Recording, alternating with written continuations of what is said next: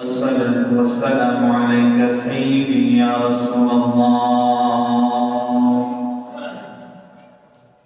الصلاة والسلام عليك سيدي يا حبيب الله، وعلى آلك وأصحابك يا رحمة للعالمين. الحمد لله الحمد لله رب العالمين، خالق السماوات والأرضين، ونشهد أن سيدنا وسندنا وحبيبنا ومولانا محمد صلى الله عليه وسلم قال الله تبارك وتعالى في الكلام المجيد وفي فرقانه الحميد. أعوذ بالله من الشيطان الرجيم. بسم الله الرحمن الرحيم. حاميم والكتاب المبين، إنا أنزلناه في ليلة مباركة إنا كنا منذرين. صدق الله مولانا العظيم، وصدق رسوله النبي الحبيب الكريم، ونحن على ذلك من الشاهدين والشاكرين، والحمد لله رب العالمين.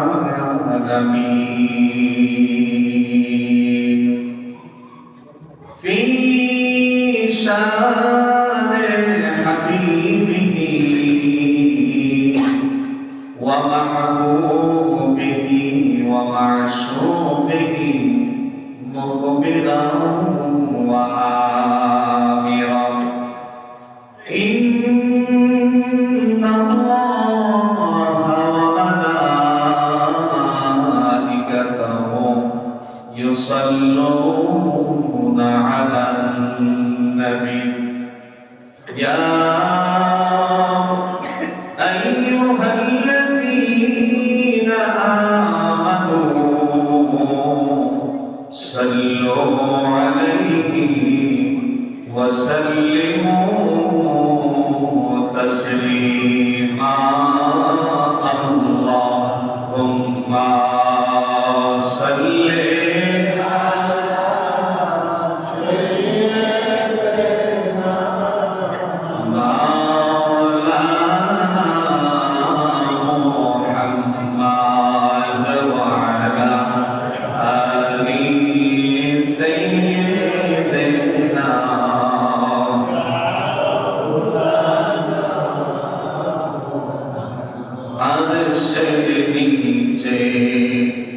সেজদায় পড়ে কাঁদবেন নবীজি, জানে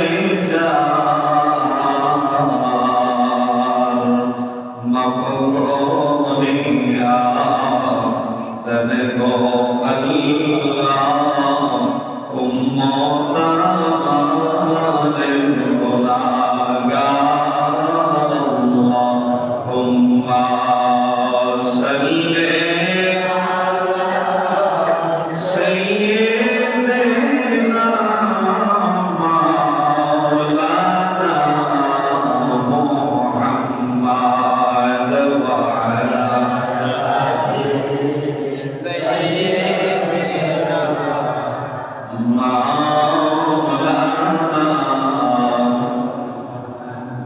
तेरी नस्ल पाक में बाचा बाचा नूर का तू है आईने नूर तेरा सब कमाना नूर का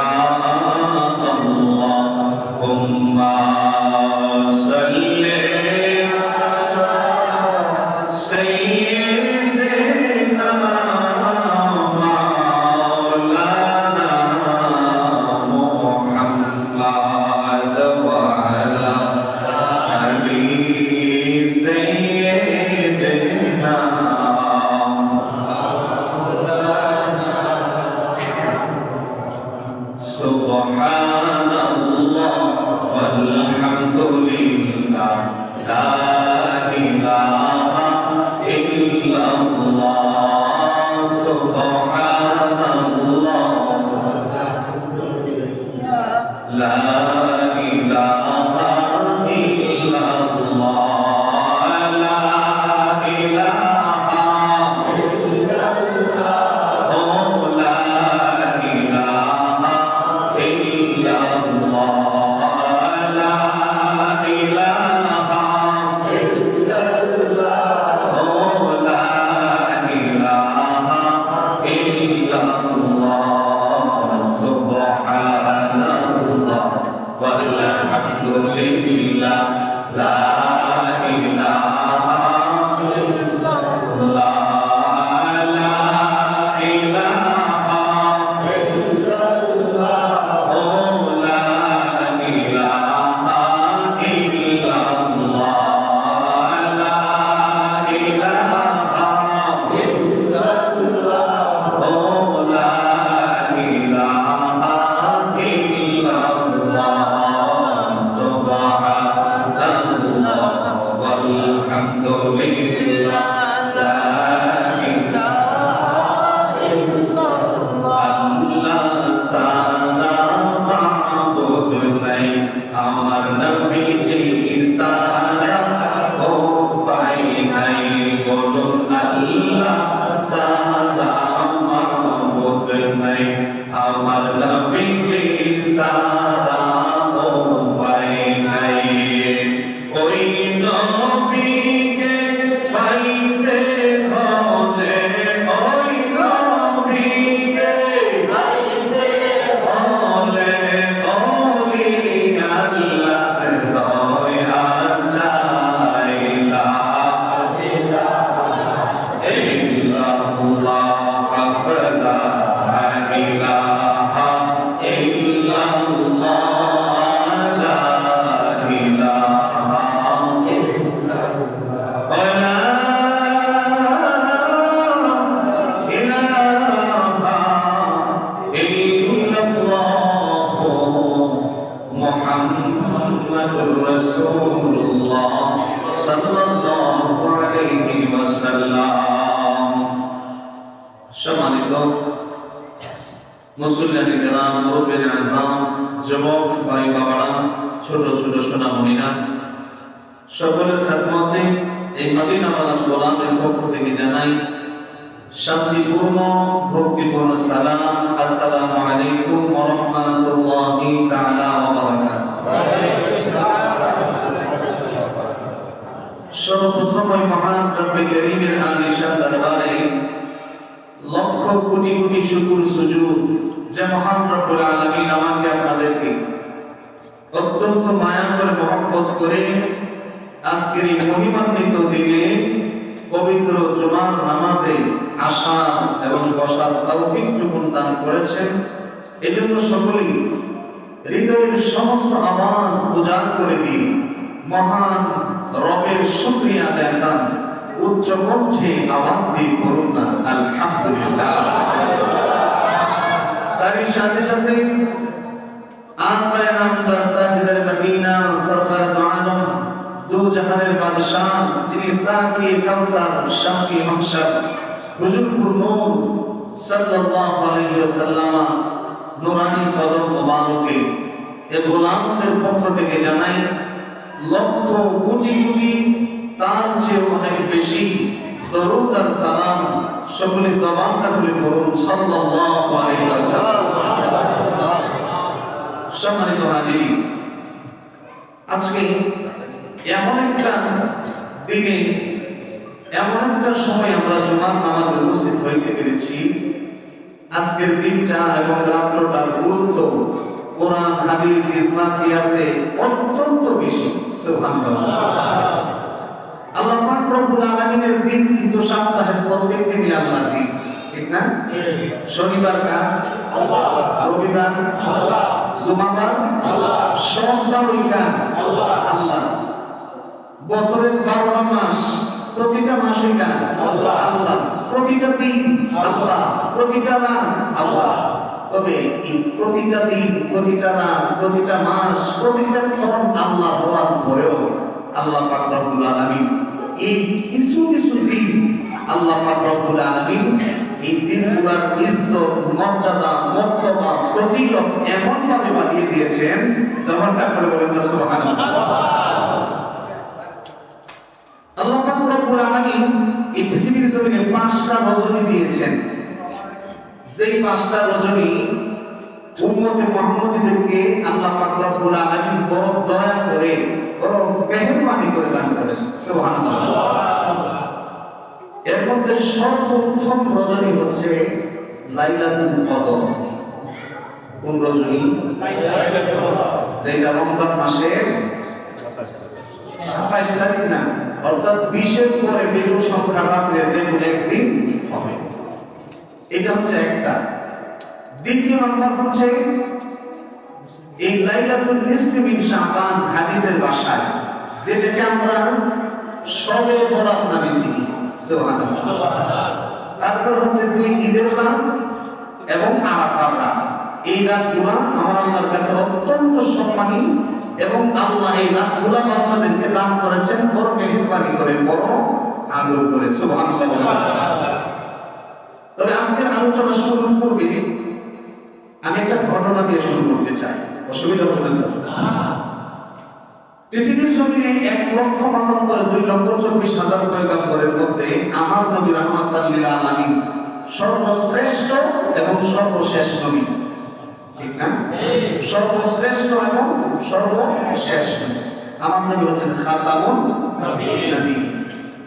আমার নবী রাহমাতাল লিল আলামিন পৃথিবীতে আসা আরো 500 বছর আগে একজন নবী পৃথিবীর জমিনে ছিলেন, যাকে আমার আল্লাহ পাক রব্বুল আলামিন চতুর্থ আসমানে উঠাই নিয়েছেন। ওনার এখনো মরণ হয় নাই। উনি আবার পৃথিবীতে আসবেন, নবী হয়ে নয়, আমার নবীর উম্মত হয়ে। সুবহানাল্লাহ। ওই নবীর নামটা কি বলতে পারেন? হযরতে ঈসা রূহুল্লাহ। সুবহানাল্লাহ। সম্মানিত হাজিরিন, হযরতে ঈসা আলাইহিস সালাতু ওয়াস সালাম একদিন রাস্তা দিয়ে হাঁটতেছেন।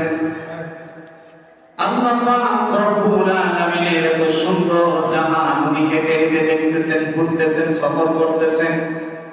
পাহাড়ের পদদেশে উনি যখন হাঁটতেছিলেন, হঠাৎ করে ওনার সামনে একটা সাদা রঙের পাথর সামনে আসলো।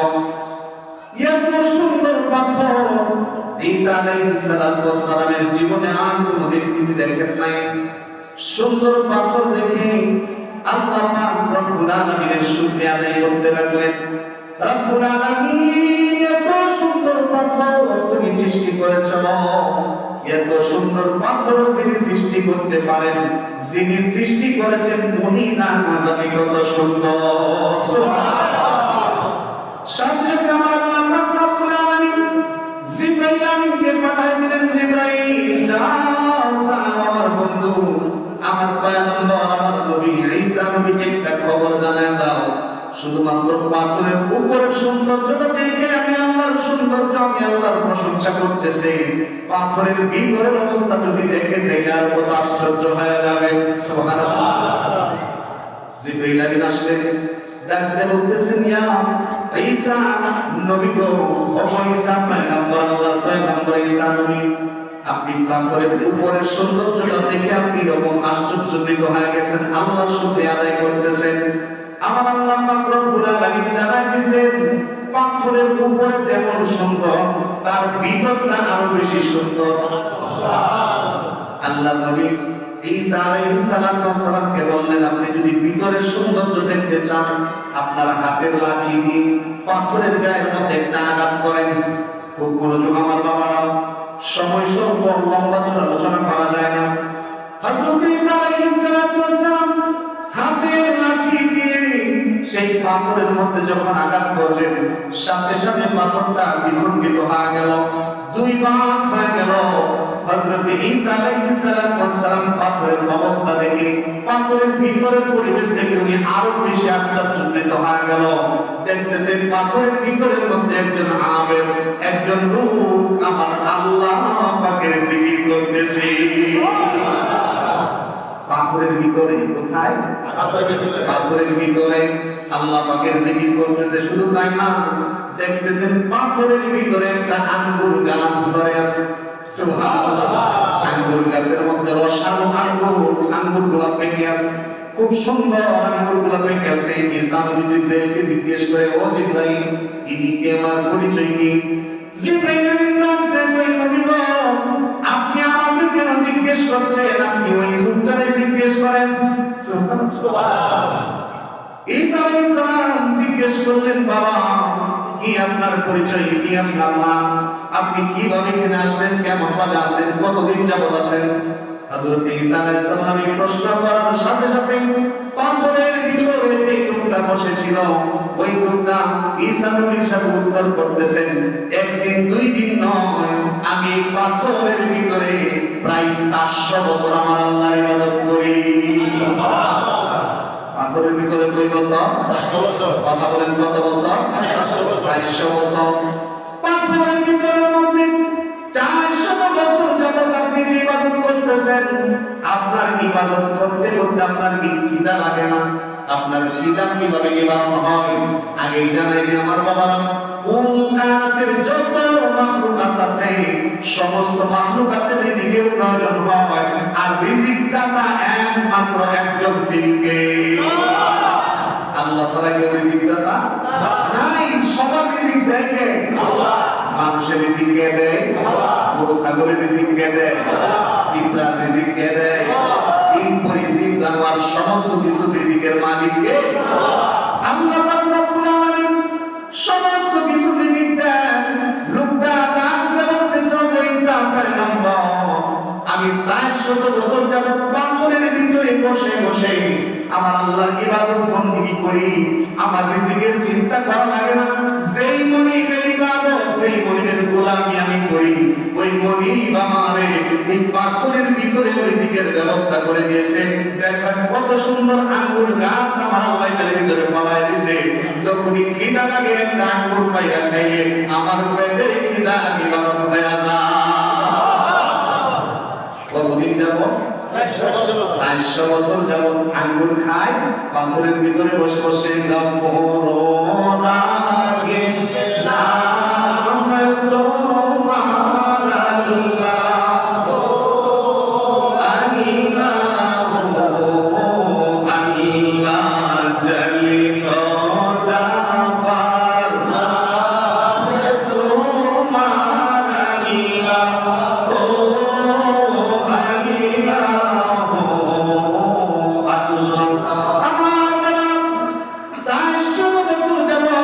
সেই পাথরের ভিতরে বসে বসে আমার আল্লাহর জিকির করে, আমার আল্লাহর ইবাদত বندگی করে, গোলামি করে। ঈসা নবী আশ্চর্য হয়ে বলতেছে, মনে হয় আপনার মতো এত নেককার বান্দা এই পৃথিবীর জমিনে আর কেউ নাই। সুবহানাল্লাহ। কারণ পাথরের ভিতরে গুনাহ করার কোনো সিস্টেম আছে নাকি? চোখের গুনাহ নাই, হাতের গুনাহ নাই, পায়ের গুনাহ নাই, গুনাহ করার মতো কোনো পরিস্থিতি নাই, সেখানে বসে বসে আমার আল্লাহর দেওয়া রিজিক আঙ্গুর ফল খায়, আমার আল্লাহর জিকির করে, আমার আল্লাহর গোলামি করে। মুসা নবী আশ্চর্য হয়ে বলতেছে, আপনার মতো নেককার মনে আর কেউ নাই। আমার আল্লাহ পাক রব্বুল আলামিন জানায় দেয়, ও জিবরাইল, আমার বন্ধু ঈসা নবী আপনি জানায় দেন, হয়তো এই মুহূর্তে ওনার মতো এত নেককার বান্দা পৃথিবীতে নাই, কিন্তু অচিরেই আমার এমন বান্দা আসতেছে যাদের এক রাত্রের ইবাদত এই 400 বছর গুনাহহীন পাথরের ভিতরে ইবাদতের চাইতে আরো বেশি উত্তম। এক রাত্রের ইবাদত 5 বছরের ভিতরে বেগুনাহ, গুনাহহীন, হিংসাহীন ইবাদতের চাইতে আরো বেশি উত্তম। সুবহানাল্লাহ বলেন। হযরত ঈসা আলাইহিস সালাম আল্লাহ পাক রব্বুল আলামিনকে জিজ্ঞেস করলেন, নবী 400 বছর যাবত কোনো গুনাহ করে নাই, কোনো অন্যায় অপরাধ করে নাই, তারপর এর সওয়াবের চাইতে মাত্র এক রাতের সওয়াব বেশি হয়ে যাবে, আমি বুঝতে পারলাম না। আমার আল্লাহ পাক রব্বুল আলামিন জানায় দেয়, ও ঈসা নবী শুনেন, অচিরে আপনার পর পরে আমার নবী দুজাহানের বাদশা কামলেওয়ালা নবী পৃথিবীর জমিনে আসবে, আর আমার নবীর উম্মতদেরকে আমি আল্লাহ পাক রব্বুল আলামিন ভালোবাসবো, তাদেরকে অনুগ্রহ করে আমি আল্লাহ তাদেরকে এমন কিছু রজনী দিব, এক রজনী ইবাদত করলে 84 বছর 4 মাসের চাইতে আরো বেশি উত্তম। সুবহানাল্লাহ। এক রাত্রে ইবাদত করলে এর চাইতে বেশি। সেই রাতটা কোন রাত? আমার আল্লাহর কোরআনে হাকিমের মধ্যে বলেন, হামিম ওয়াল কিতাবিল মুবিন ইন্না আনজালনাহু ফি লাইলাতিন মুবারাকাতিন ইন্না কুন্না মুনজিরিন। ঘোষণাকার আল্লাহ, আওয়াজ দিয়ে বলেন ঘোষণাকার আল্লাহ। বলেন হামিম। হামিম মানে হইল, এটা হরফে মুকাদ্দার, হরফে মুকাদ্দার। এই হরফে মুকাদ্দারের অর্থ আল্লাহ ওয়া রাসূলুহু আ'লাম, আল্লাহ আর তার নবী রাহমাতাল লিল আলামিন ছাড়া কেউ জানে না। আর অন্য কোন মানুষের জানার প্রয়োজন নাই, কারণ বন্ধুর সাথে বন্ধু কিভাবে কথা বলেছে, কোন কথা বলেছে, আপনি আমার জানার প্রয়োজন নাই। এরপর বলেন ওয়াল কিতাবিল মুবিন, স্পষ্ট কিতাব। স্পষ্ট কিতাব বলতে সমস্ত মুফাসসিরে কেরাম একটাই ব্যাখ্যা করেছেন, সেটা হলো আল কোরআন। সেটা কি কি বলেন না? স্পষ্ট কিতাব। এই কোরআনের মতো স্পষ্ট কিতাব পৃথিবীর জমিনে আছে, কিয়ামত পর্যন্ত আসবে আসবে না। আমার আল্লাহ কয় ওয়াল কিতাবিল মুবিন, আমি আল্লাহর কালামুল্লাহ শরীফ, আমি আল্লাহর কিতাবের কসম, কোরআনের কসম দিয়ে বলতেছি, ইন্না আনজালনাহু ফি লাইলাতিন মুবারাকা। সুবহানাল্লাহ বলেন। আমি কোরআনকে নাযিল করেছি লাইলাতিন মুবারাকা, বরকতময় রজনীতে। কোন রজনীতে? বরকতময় রজনীতে। এখন বাবা প্রশ্ন আসে, আল্লাহ পাক রব্বুল আলামিন সূরা কদরের মধ্যে বলছেন, ইন্না আনজালনাহু ফি লাইলাতিল কদর। লাইলাতুল কদর, সেখানে ডাইরেক্ট কদর রাতের কথা আল্লাহ উল্লেখ করে দিয়েছেন। আর এখানে বলতেছেন ইন্না আনজালনাহু ফি লাইলাতিন মুবারাকা, নিশ্চয়ই আমি কুরআন অবতীর্ণ করেছি কোথায়? লাইলাতুল মুবারাকা, বরকতময় রজনীতে। এই যে বরকতময় রজনী কোনটা আর লাইলাতুল কদর কোনটা জানা দরকার আছে না? বাবা, লাইলাতুল কদর এটা বরকতময়, আর লাইলাতুল কদরে আল্লাহ কোরআন নাযিল করেছেন, এটা সঠিক কথা। কারণ আল্লাহ পাক রব্বুল আলামিন বলেন, শাহরু রমাদানাল্লাযী উনজিলা ফীহিল কুরআন।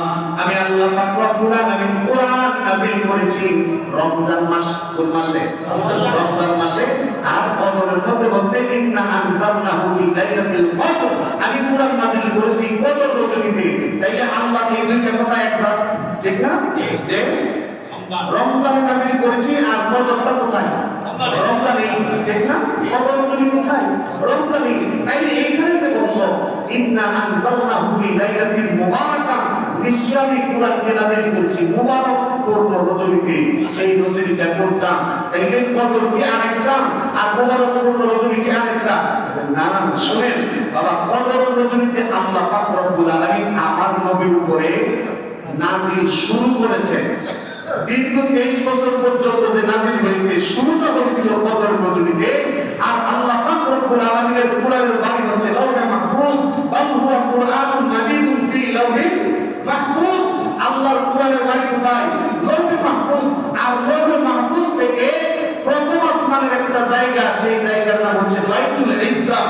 সেই বাইতুল ইজ্জাতের মধ্যে আমার আল্লাহ সম্পূর্ণ 30 পারা কোরআন একত্রে একসাথে আল্লাহ বাইতুল ইজ্জাতের মধ্যে নাযিল করেছিলেন যে রজনীতে। সেই রজনীটা হচ্ছে লাইলাতুল মুবারাকা।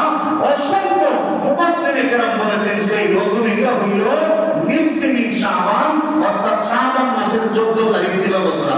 সুবহানাল্লাহ। মানে আজকের দিন কত? সুবহানাল্লাহ।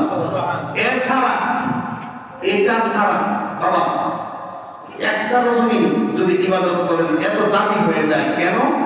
লাইলাতুল নিসফে মিন শাবানের মধ্যে ইবাদত করলে এত বরকত এত ফজিলত কেন হয়? এছাড়া আমি আর কোনো কারণ খুঁজে পাই না। কারণ এই রজনীতে আল্লাহ লাউহে মাহফুজের সম্পূর্ণ কোরআন একত্রে বাইতুল ইজ্জাতে নাযিল করেছেন কে? আল্লাহ। যেই রজনীতে নাযিল করেছেন সেই রজনীটা হলো আজকের রজনী। সুবহানাল্লাহ বলেন। সেই রজনীটা কোন রজনী? আজকের রজনী। তো আজকের এই রজনী সম্পর্কে বহু হাদিস আছে। অনেকে জয়ীফ বলে, অনেকে দুর্বল বলে, অনেকে বলে বেদাত, অনেক কত কিছু বলে। আমার কাছে আপনাদের কাছে জানতে চাই, বছরে রোজা রাখা হারাম কয়দিন? 5 দিন। কয়দিন? 5 দিন। তাইলে 5 দিন ছাড়া 365 দিনের মধ্যে 5 দিন বাদ দিলে থাকে 360 দিন। তাইলে আল্লাহ যে শরীয়ত আমাদেরকে দিয়েছেন সেই শরীয়তের বিধান অনুযায়ী 360 দিন রোজা রাখা হারাম নয়। তাহলে আজকের দিন যারা রোজা রাখছে, আলহামদুলিল্লাহ আমি কিছু রোজা রাখছি, যারা রোজা রাখছে এদের রোজা কি হারাম হবে? না। গুনাহ হবে? না। যদি আপনারা কেউ রোজা রাখার কারণে যদি গুনাহ হয়, আজকের এই রজনীকে কেন্দ্র করে যদি রোজা রাখার কারণে গুনাহ হয়, আপনাদের গুনাহ সব আমার আল্লাহ সাক্ষী। আলহামদুলিল্লাহ। আলহামদুলিল্লাহ বলেন না? আলহামদুলিল্লাহ। আলহামদুলিল্লাহ বলেন। সম্মানিত হাজিরিন, তো সময় স্বল্প, এই জন্য আজকে কিছু কার্যক্রম আমি আপনাদের সম্মুখে বর্ণনা করব। আজকে আসলে মূলত ওয়াজের দিন না। কিসের দিন না? ওয়াজের দিন না। কারণ আজকের এই রজনীতে আল্লাহ পাক রব্বুল আলামিন তার কুদরতিভাবে প্রথম আসমানে চলে আসে, বান্দার কাছাকাছি আইসা ডাকতে থাকে, হে বান্দা কার কি প্রয়োজন আমি আল্লাহর কাছে চাও, তোমার প্রয়োজন আমি আল্লাহ মিটাইয়া দেব। সুবহানাল্লাহ। কার সন্তানের দরকার, নিঃসন্তান, আজকে আমি আল্লাহর কাছে চাও, তোমার সন্তানের মনোবাসনা আমি আল্লাহ পূর্ণ করে দেব। সুবহানাল্লাহ। কার জীবনে গুনাহ করতে করতে একেবারে গুনার পাহাড় হয়ে গেছে, আজকের এই রজনীতে আমার কাছে চাও, আমি আল্লাহ তোমার জীবনের গুনাহ মাফ করে দেব। সুবহানাল্লাহ। আল্লাহ পাক রব্বুল আলামিন এই রজনীতে ডাকতে থাকেন কতক্ষণ পর্যন্ত? একেবারে সুবহ সাদিক পর্যন্ত বান্দারে ডাকেন। বান্দা নাফরমানি অনেক হয়েছে, জীবনে অনেক গুনাহ করেছি, অনেক অন্যায় করেছি, অপরাধ করেছি, আজকের এই রজনীতে আমার কাছে চাই, আমি আল্লাহর কাছে চাইলেই তো আমি আল্লাহর কাছে চাওয়া পূরণ করে দেব। সুবহানাল্লাহ। এই জন্য বাবা হাদিসের আলোকে কিছু আমল আপনাদের সম্মুখে আমি বর্ণনা করতেছি। প্রথমত আজকের দিনটা যখন শেষ পর্যায়ে চলে যাবে, অর্থাৎ মাগরিবের আগ মুহূর্তে একটা আমল ইনশাআল্লাহ সবাই করার মতো এরকম করতে পারবেন, সহজ আমল, যেই আমলের মাধ্যমে আল্লাহ পাক রব্বুল আলামিনের মাহবুব নবী বলেন যে একটা লোক যখন এই আমলটা করবে তার জীবনের 80 বছরের গুনাহ আল্লাহ মাফ করে দেন। কত বছরের? এখন অনেকে প্রশ্ন করবেন, হুজুর আমার তো 80 বছর হয় নাই, আমার 30 বছর, 40, 50 বছর, 80 বছর তো হয় নাই, এর বাকি 20-30 বছরের কি উপায় হবে? হাদিস শরীফের মধ্যে আসছে আপনার যদি 50 বছর হয়, আজকের এই আমলটা করার কারণে আপনার 50 বছরের গুনাহ মাফ হবে, আর বাকি 30 বছরের গুনাহ আপনার মা বাবার আমলনামা থেকে কাটা যাবে। সুবহানাল্লাহ। আমলটা সহজ, আমি খুব সংক্ষেপে বলতেছি। আমলটা হইল মাগরিবের আযানের পূর্বে। কিসের পূর্বে? কথা বলেন, কিসের পূর্বে? মাগরিবের আযানের পূর্বে আপনি যেই দুরূদ পারেন, যেই দুরূদ ভালোভাবে পারেন, ওই দুরূদটা 80 বার করবেন। কতবার? 80,000। হ্যাঁ, 4,000, মাত্র 80 বার দুরূদ। একেবারে সংক্ষিপ্ত একটা দুরূদ আমি শিখাই দিই, সাল্লাল্লাহু আলাইহি ওয়াসাল্লাম। বলেন না সাল্লাল্লাহু আলাইহি ওয়াসাল্লাম, একেবারে শুনবেন না এই দুরূদটা, বা যে কোনো দুরূদ আপনি যেই দুরূদ ভালো লাগে কয়বার পড়বেন? 80 বার। একটু নোট করেন, মনে মনে একটু নোট করেন। বাবা জীবনে অনেক কিছু করছেন, একটু আমল করেন না বাবা। আপনি আমি তো মরবো, অন্ধকার কবরে তো যাবো, কিছু না কিছু তো নিয়ে যেতে হবে, দিতে হবে না? তাহলে কতবার? 80 বার সাল্লাল্লাহু আলাইহি ওয়াসাল্লাম দুরূদ পড়বেন, 40 বার ইস্তেগফার করবেন। কতবার? 40 বার। কোন সময়? মাগরিবের আযানের পূর্বে, আগে মাগরিবের আযানের আগে 40 বার দুরূদ, আর 80 বার দুরূদ, 40 বার ইস্তেগফার। আস্তাগফিরুল্লাহ আল্লাযী লা ইলাহা ইল্লা হুয়াল হাইয়ুল কাইয়্যুম ওয়া আতুবু ইলাইহি লা হাওলা ওয়া লা কুওয়াতা ইল্লা বিল্লাহ। যে মানে ইস্তেগফার করতে পারেন, আস্তাগফিরুল্লাহ পড়লে হয়ে যাবে। মোট কয়বার? 40 বার, আর দুরূদ শরীফ হলো 80 বার করবেন। আর আল্লাহর কাছে প্রাণ খুলে দোয়া করবেন, কারণ মাগরিবের আগের সময়টা এটা দোয়া কবুলের সময়। আল্লাহর কাছে দোয়া করবেন, দেখবেন আল্লাহ সুবহানাহু ওয়া তাআলা আপনার জীবনের 80 বছরের গুনাহ মাফ করে দেবেন। সুবহানাল্লাহ। মাগরিবের আযান হলো, আপনি মাগরিবের নামাজ পড়লেন, মাগরিবের নামাজের পরে আরেকটা হাদিসের মধ্যে এসেছে যে আপনি গোসল করবেন। কি করবেন? গোসল করবেন। গোসল করলে কি লাভ হবে? হাদিস শরীফের মধ্যে পাইলাম, বান্দা যখন গোসল দিবে সবে বরাত উপলক্ষে, যখন মাগরিবের নামাজের পর যখন গোসল করবে, গোসল করে পানি থেকে ওঠার পরে তার শরীর থেকে যত ফোঁটা পানি তার শরীর থেকে ঝরে পড়বে, এক একটা ফোঁটা পানির বিনিময়ে আমার আল্লাহ 700 নফল নামাজের সওয়াব তার আমলনামায় দিয়ে দিবে। কতটুকু? এক ফোঁটার বিনিময়ে যদি 700 হয়, তাহলে আপনি আমি গোসল দিয়ে উঠলে কত ফোঁটা পানি পড়ে কেউ বলছেন নি? হ্যাঁ, কেউ বলি নেই। তাহলে অসংখ্য অগণিত সওয়াব পাওয়া যায়। আজকে আপনি কি দিলে? গোসল দিবেন, দরকার আছে না? গোসল দিবেন, দেওয়ার পরে আমার বাবা 2 রাকাত স্পেশাল নামাজ পড়বেন। কত রাকাত? 2 রাকাত। বিভিন্ন কিতাবের মধ্যে বিভিন্ন ভাবে এসেছে, আমি যেটা পেয়েছি সেটা বলতেছি। নামাজের নিয়ত করবেন, লাইলাতুল বরাতের নামাজ, নফল নামাজের নিয়ত করবেন, দাঁড়িয়ে তাকবীরে তাহরিমা বাঁধার পরে আলহামদুলিল্লাহ সূরা পড়বেন, সূরা ফাতিহার সাথে 10 বার সূরা ইখলাস, কুল হুয়াল্লাহু সূরা। কতবার? 10 বার। প্রতি রাকাতে। প্রথম রাকাতে 10 বার, পরের রাকাতেও 10 বার পরে সালাম ফিরাইয়া আল্লাহর কাছে মুনাজাত করবেন। আল্লাহ পাক রব্বুল আলামিন বলেন তার জীবনের 80 বছরের গুনাহ মাফ করে দেন। সুবহানাল্লাহ। সুবহানাল্লাহ বলেন না? শুধু তাই না, আজকের রজনীটা ইবাদত বন্দেগীর রজনী। কিসের রজনী? ইবাদত বন্দেগীর রজনী। রাত্র যখন হয়ে যাবে, এশারের আযান হবে, এশারের নামাজে আসবেন, যদি সম্ভব হয় একটু সুগন্ধি লাগাবেন, ভালো জামা কাপড় পরবেন, আপনি গোসল দিলেন, 2 রাকাত নামাজ আমার আল্লাহর সামনে দাঁড়িয়ে গেলেন, আবার আপনি কি করলেন? একটু সুগন্ধি লাগাইয়া দেখেন, একটু চিন্তা করেন, উনি রব, আমি গোলাম হইয়া মনিবের সান্নিধ্যে দাঁড়াইবো, এটাই একটা আনন্দের বিষয়, ঠিক না? আনন্দের বিষয় না?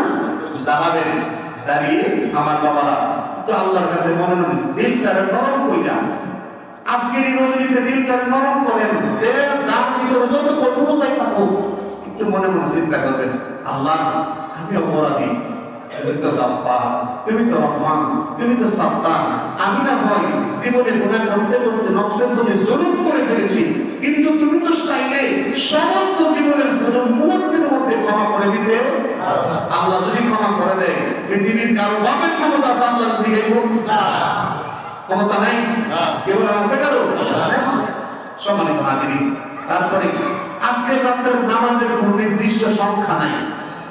নামাজের কোনো নির্দিষ্ট সংখ্যা নাই, সারা রাত্র ভর আপনি নামাজ পড়তে পারেন, নফল নামাজ, তারপরে জিকির আজকার, কোরআন তেলাওয়াত। কারণ নফল ইবাদতের মধ্যে সর্বোত্তম ইবাদত হচ্ছে কোরআন তেলাওয়াত।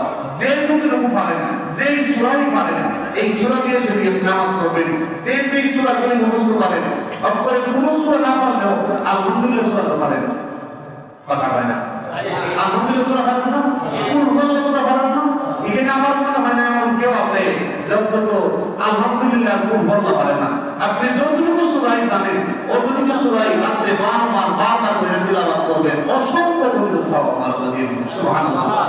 আর আমরা মোটামুটি অন্তত কমপক্ষে হইলেও 12 রাকাত নামাজ 6 সালামে আদায় করব। কয় সালামে? 6 সালামে 12 রাকাত নামাজ আদায় করব। জিকির আজকার হবে, তাসবিহ তাহলিল হবে, হ্যাঁ, এখানে মিলাদ কিয়াম হবে, দোয়া হবে, তাবারুকের ব্যবস্থা আছে ইনশাআল্লাহ। অসুবিধা নেই তো? হ্যাঁ।